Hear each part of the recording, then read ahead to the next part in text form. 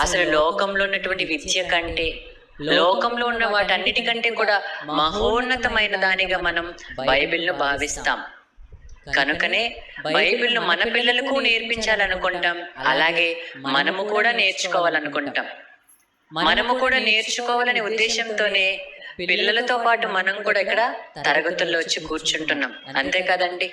ఎందుకంటే జయశాలి గారు మనకి ఏం నేర్పించారు? ఇది గుడి కాదు, బడి. ఇది గుడి కాదు, బడి. మరి ఈ బడిలో ఏం నేర్పిస్తారు? గొప్ప గొప్ప పాఠాలు నేర్పిస్తారు. దేనికి సంబంధించినటువంటి పాఠాలు? ప్రతి దానికి సంబంధించినటువంటి పాఠాలు ఇక్కడే నేర్పిస్తారు.